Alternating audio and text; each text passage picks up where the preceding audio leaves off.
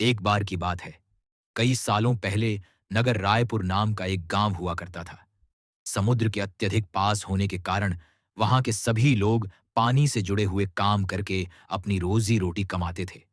उन्हीं में से एक था कालू मछुआरा, जो समुद्र के किनारे से मछलियां पकड़ने और उन्हें बेचने का काम करता था। अगले दिन समुद्र के किनारे के पास धनीराम, आज तो समुद्र के किनारे बहुत सारी मछलियां पड़ी हैं। लगता है कल कोई बड़ी लहर आई थी। कालू, लगता है यही हाल है आजकल समुद्र में भी। बहुत उफान आने लगा है भैया, पहले की तरह शांति नहीं रहती। धनीराम, लेकिन हमारे लिए किसी भी फायदे की नहीं। ये मछलियां तो कल की मरी पड़ी होंगी। बाजार में हम सिर्फ ताजा मछलियां ही बेच पाते हैं। चलो, तुम अपना जाल लगाओ, मैं अपना लगाता हूं। आज का काम शुरू करते हैं। कालू और धनीराम दोनों बचपन से ही एक साथ रहते थे। वे एक दूसरे के अच्छे पड़ोसी और दोस्त थे। अब जैसे ही वे दोनों अपने दिन का काम खत्म करके घर लौट रहे थे, रास्ते में कुछ लोग हंसते हुए महेंद्र से कहते हैं। पहला आदमी, अरे कालू, तुम काम करके इतनी रात को जा रहे हो, ना तो तुम्हारे कोई औलाद है और न किसी प्रकार का कोई खर्चा, फिर रात दिन इतना क्यों मेहनत करते हो काम के पीछे। दूसरा आदमी, हाँ हाँ, हमें देखो, कितना भी कमा लें, लेकिन परिवार के खर्चे पूरे नहीं होते। लेकिन संतान होने में सुख तो है। कालू की शादी को 10 साल हो चुके थे, लेकिन उसे अभी तक कोई औलाद नहीं थी। गांव वालों की ऐसी बातें सुनकर कालू को बहुत बुरा लगता था, लेकिन फिर भी वह चुप्पी साधे रहता है। तभी किशन गुस्से से बोल पड़ता है। धनीराम, तो इसमें हंसने वाली कौन सी बात है? ये तो भगवान की देन है। अभी नहीं है तो क्या हुआ, संतान भी हो जाएगी। लेकिन फिर तुम लोग किसे ताना मारोगे? पहला आदमी, अरे, हम तो बस इतना कह रहे थे कि अब आ चुका है। इतना तो कमाई कर ही लिए होंगे कालू भैया, कि बाकी का जीवन सुकून से कट जाए। आजकल तो किसी को सलाह देने का जमाना ही नहीं रहा। दूसरा आदमी, हाँ हाँ, अगर ये कुछ छोड़ दे तो हम जैसे नए मछुआरे भी कुछ आमदनी करें, लेकिन सारी मछलियां तो ये ले जाते हैं। धनीराम, तो सीधे सीधे कहो ना, ये बात है, कालू की तरक्की से तुम्हें जलन होती है। उस बात को घुमा फिराकर कहने की क्या जरूरत है? और आइंदा परिवार को बीच में मत लाना, समझे? कालू, अरे, रहने दो धनीराम, इनसे बहस करने का कोई फायदा नहीं। चलो घर चलते हैं यार, देरी हो रही है। वहां से जाते वक्त बसंत सुंदर से कहता है। बसंत, अरे यार, तुम कालू को इतना नापसंद क्यों करते हो? जब भी उसे देखते हो तो गुस्से से लाल पीले हो जाते हो। सुंदर, अरे, कुछ नहीं, बस मैं बचपन में हर चीज में इससे अच्छा था। इसके बाप दादा हमारे यहां से उधार मांगा करते थे, और आज देखो, सारे गांव के लोग इसकी बात सुनते हैं और हमें कोई पूछता तक नहीं। बसंत, अच्छा, तो तुम्हें उसके पैसे से जलन है। समझ गया, समझ गया। लेकिन एक बात बताओ, उसके पैसे ना होने से बच्चे का क्या लेना देना? सुंदर, वही तो बात है, किसी को बताओगे तो नहीं? तो फिर तुम्हें बता ही देता हूं, कालू के कभी भी बच्चा नहीं होगा। बसंत, तुम ये बात इतना यकीन से कैसे कह सकते हो भैया? सुंदर, क्योंकि मैंने ही एक तांत्रिक से विद्या पढ़ाई है कि उन्हें कभी बच्चा नहीं होगा। सुंदर की यह बात सुनकर बसंत दंग रह जाता है, पर डर के कारण कुछ नहीं कहता। कालू बचपन से ही मछुआरे का काम कर रहा था। वह अपने काम में बहुत माहिर था और उसकी आमदनी सभी मछुआरों से काफी ज्यादा थी। पैसे की उसे ज्यादा कोई कमी नहीं थी, परंतु फिर भी संतान न होने के कारण उसके जीवन में एक सूखापन था। उन व्यक्तियों की बातें उसके दिमाग में गूंजती रही और वह उदास होकर घर पहुंचा, लेकिन उसे अब भी पूरी सच्चाई पता ही नहीं थी। रमा, क्या हुआ जी? आज आप इतने उदास क्यों हैं? कालू, कुछ नहीं रमा, क्या तुमने खाना लगा दिया? रमा, जी, मैंने खाना कब का लगा दिया है। आप मुंह धोकर खाना खा लीजिए। मैं जानती हूं आप किसी बात से परेशान हैं। लोगों का तो काम है कहना, आप उनकी बातों पर ज्यादा ध्यान मत दीजिए, इससे आपकी सेहत पर असर पड़ेगा। भीमा, हाँ रमा, मैं जानता हूं, मुझे इन लोगों की बातों से फर्क नहीं पड़ता, लेकिन दिन व दिन हमारी उम्र भी तो बढ़ती जा रही है। रमा, भगवान एक ना एक दिन सबकी सुनता है। बस आप उसका नाम लेकर आराम से सो जाइए। इस बात की ज्यादा चिंता मत करिए। रमा, अब तो मैंने सब ऊपर वाले पर ही छोड़ दिया है। ये बात करके रमा और कालू दोनों दुखी मन से सो जाते हैं। अगले दिन रोज की तरह कालू सुबह 5 बजे उठकर समुद्र के किनारे मछली पकड़ने पहुंच जाता है। अब वह रोज की तरह अपनी नौका में बैठकर समुद्र के बीच में जाकर अपना जाल फेंकता है और उसमें बहुत सारी मछलियां फंस जाती हैं। लेकिन उसमें से एक बहुत बड़ी गोल्डन कलर की मछली भी फंस जाती है। अब वह जैसे ही जाल ऊपर खींचता है तो वह देखता है कि मछली बोल रही है, गोल्डन मछली, मुझे छोड़ दो मछुआरे, मैं कोई आम मछली नहीं हूं। अगर तुम मुझे समुद्र में वापस छोड़ दोगे तो मैं तुम्हें तुम्हारी मनचाही इच्छा पूरी करने का वरदान दूंगी। पहले तो कालू उस मछली को बोलते देख बहुत डर जाता है, पर बाद में अपने नरम स्वभाव के कारण वह मछली को मुस्कुराकर कहता है, कालू, मैं भगवान की दिव्य शक्तियों में विश्वास रखता हूं। मैं तुम्हें अवश्य ही छोड़ दूंगा। अगर तुम बोल सकती हो तो तुम जरूर इंसानों की ही तरह किसी दूसरे दिव्य दुनिया से हो। इतना कहकर वह उस गोल्डन मछली को समुद्र में वापस छोड़ देता है। उस मछलियों को समुद्र में छोड़ते ही वह देखता है कि मछली एक सुंदर महिला में बदल जाती है। वह सफेद कपड़े पहने समुद्र के बीचों बीच खड़ी हो जाती है और कालू से कहती है, मछली, मैं समुद्र में रहने वाले जीव जंतुओं की महारानी जलदेवी हूं। मैं गलती से राजमहल से दूर हो गई थी और समुद्र के किनारे आ गई थी। मैं तुम्हारी सुदारता से बहुत प्रसन्न हूं। बताओ, तुम मुझसे क्या मांगना चाहोगे? धन दौलत मकान, जो तुम मांगना चाहो। कालू, पहले तो मैं समुद्र की रानी को प्रणाम करता हूं। वैसे तो मुझे आपसे धन दौलत जैसा कुछ नहीं चाहिए, परंतु मेरी कोई संतान नहीं है। अगर आप मुझे संतान प्राप्ति का आशीर्वाद देती तो मैं उसे जीवन दान की तरह समझूंगा। जल देवी, तथास्तु वत्स। जल देवी के हाथ से बहुत तेज बिजली की रोशनी चमकती है। तभी कालू के हाथ में एक फल आ जाता है। जल देवी, यह फल जाकर अपनी पत्नी को दे देना। वह इसे आज से 5 दिन बाद पूर्णिमा की रात को खा लेगी। उसके बाद से सब ठीक हो जाएगा। ये मेरा आशीर्वाद है। ध्यान रहे, तुम मेरे बारे में और इस फल के बारे में किसी को कभी नहीं बता सकते। कालू, जी महारानी, मैं ध्यान रखूंगा। मैं अपनी पूरी कोशिश करूंगा कि मैं आपका सच गलती से भी किसी के सामने ना बोलूं। जल देवी, एक बात और, तुम्हारे बच्चे के पेट में होने के वक्त पर तुम्हें उसका बहुत ध्यान रखना है।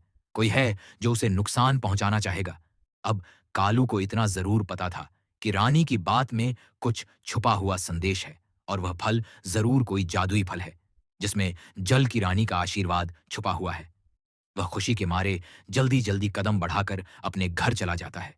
जाते हुए रास्ते में वह सोचता है, कालू, ये जरूर भगवान का ही कोई संकेत है। और यही सोचते सोचते उसकी आंखों में आंसू आ जाते हैं। कालू, रमा, देखो तो मैं तुम्हारे लिए क्या लेकर आया हूं। रमा, क्या हुआ? क्यों इतना चिल्ला रहे हो? कालू, देखो मुझे आज क्या मिला। मैं रास्ते से जब घर आ रहा था तो एक बूढ़े बाबा ने आशीर्वाद में मुझे एक फल दिया और बोला कि इसे तुम्हें दे दूं। रमा, अच्छा इधर लाओ, मुझे दे दो। पर इसमें इतना खुश होने की बात क्या है? रमा बिना सारी सच्चाई जाने उस फल को आराम से खा लेती है और उसे खाते हुए कालू की आंखों में नमी और अपने भविष्य की आशा झलक पड़ती है। ठीक महारानी के कहे अनुसार उसने रमा को कुछ नहीं बताया। 2 महीने बाद रमा को अचानक से चक्कर और उल्टी जैसा महसूस होने लगा। पहले पहल तो वह इसे आम बात समझकर टाल देती है, लेकिन जब 2-3 दिनों तक लगातार यह सब होता रहता है, तब वह कालू को जाकर बताती है। रमा, अजी जी सुनते हो? मेरी तबीयत 2-3 दिन से बहुत खराब है। कालू, रमा, तुमने मुझे पहले क्यों नहीं बताया? हमें तुरंत डॉक्टर के पास चलना चाहिए। अब वे दोनों डॉक्टर के पास जाते हैं और सारे चेकअप कराते हैं।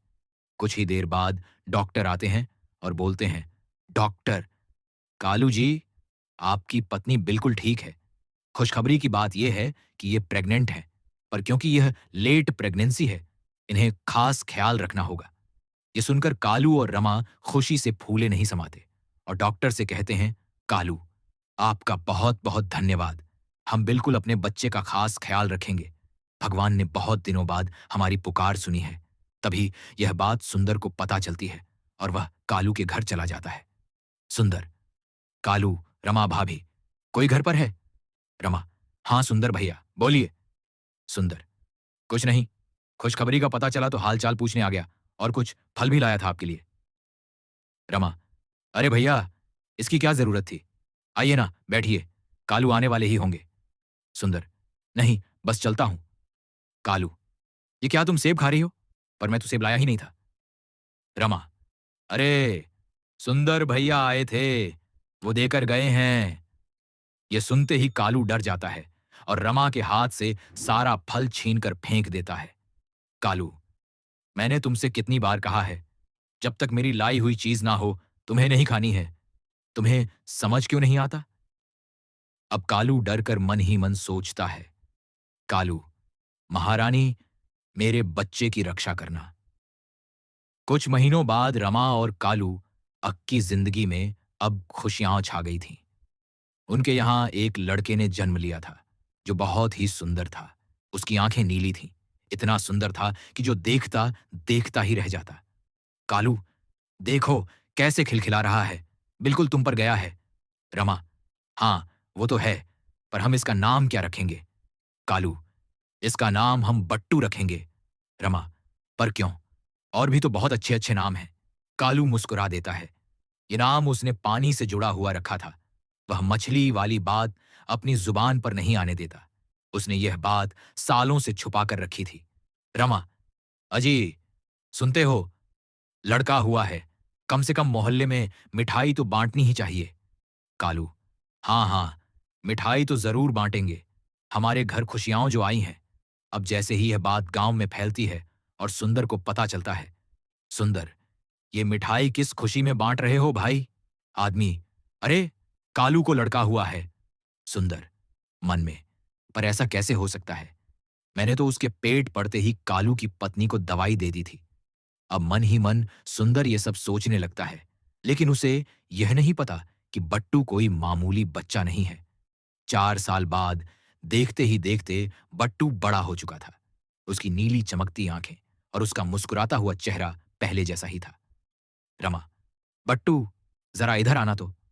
बट्टू, पापा किधर हैं? मुझे उनके पास जाना है। रमा, पापा बाहर काम पर गए हैं बेटा, तुम उनके पास नहीं जा सकते। किसी वजह से बट्टू रोते रोते चुप ही नहीं होता। तभी रमा कहती है, रमा, ये आज इतना क्यों रो रहा है? ये तो कभी इतना नहीं रोता। रमा जैसे ही उसे घर के बाहर अपने पिता से मिलवाने ले जाती है, बट्टू समुद्र की तरफ बहुत तेजी से भागता है। वह सुनते ही अपने पिता के कपड़े पकड़कर उन्हें घर की तरफ खींचने लगता है। कालू, क्या हुआ है बट्टू?